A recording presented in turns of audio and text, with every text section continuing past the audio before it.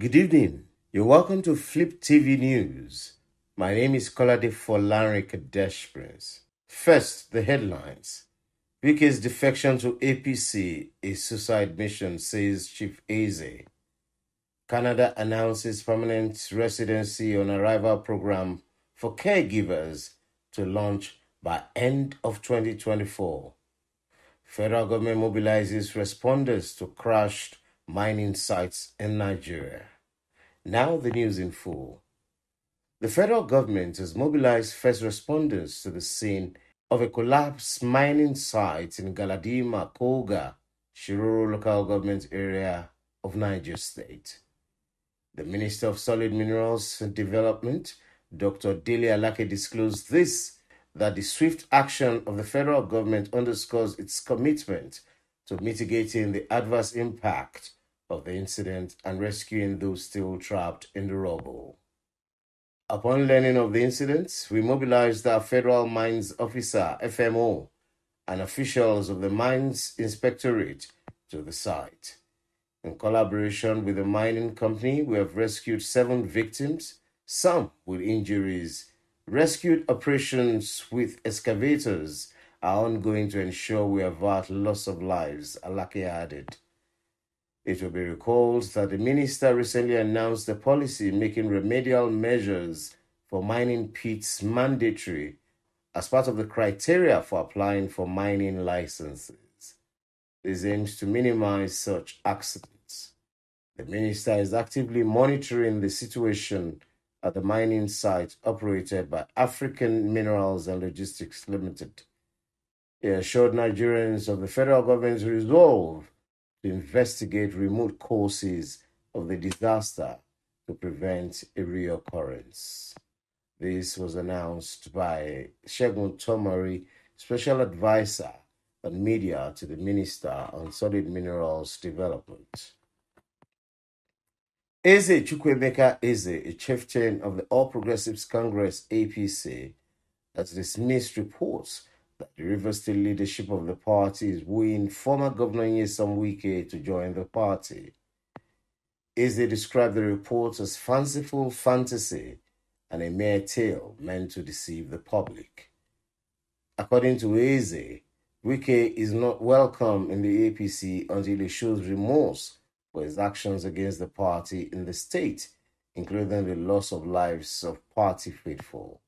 He also accused Wike of trying to divide the party and urged the 27 former lawmakers who defected to the PDP to respect the court's decision and retire quietly. Eze commended the PDP leadership, especially Alhaji Atiku Abubakar, for containing Wike's attempts to create division in the party. He also praised Dr. Odili for standing with the people of Rivers State and Governor Siminalayi Fubara. The APC chief warned that any attempt to woo Wike into the party will be suicidal and vowed that the party will not accept him until he makes amends for his past actions. President Bola Tinubu has given Minister of Finance Wale Edun a 48-hour ultimatum to come up with the cost implications on the new minimum wage. Idris stated this while briefing State House correspondents after a meeting the negotiation team had with the president at Aso Rock. President Bola Tinubu has given Minister of Finance Wale Edun a 48-hour ultimatum to come up with the cost implications on the new minimum wage. This was revealed by the Minister of Information and National Orientation, Mohammed Idris. Idris stated this while briefing State House correspondents after a meeting with the negotiation team that had the president in Aso Rock. He said all parties to the negotiation of the new minimum wage will work together with the organized labor to present a new minimum wage for Nigerians in 1 week. All of us will work together assiduously within the next 1 week to ensure that we have a new wage for Nigeria that is acceptable, sustainable, and also realistic. The Nigerian Labour Congress, NLC, and Trade Union Congress, TUC, have called off the strike, which began on Monday for 1 week, to enable further negotiations with the federal government.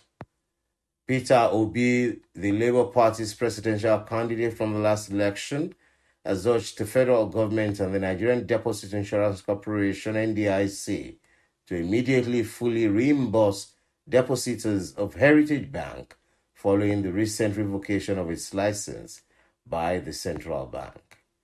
In a statement of exports on Monday, Obi said the closure of the bank will have a far-reaching impact on the economy. He said many depositors, already perplexed by the economic situation of the country, depend on their savings in the bank to survive. According to him, anything short of full and immediate repayment of these funds will only worsen the economic situation of the depositors. The latest CBN's revocation order on Heritage Bank's operating license and subsequent appointment of NDIC as liquidator of its assets, though affirmed by the regulators as necessary at this point to enhance financial stability, has a far-reaching impact on the bank's depositors. Given the harsh economic realities in the country now, I'll urge the federal government via NDIC to ensure immediate payment of all depositors in Heritage Bank in full to help alleviate the prevailing hardship the people are going through in the country. That will be all for the news update this evening. Join us for more stories on all our channels. Flip TV, Flip TV Plus. My name is Kolade Folani Kadesh Prince.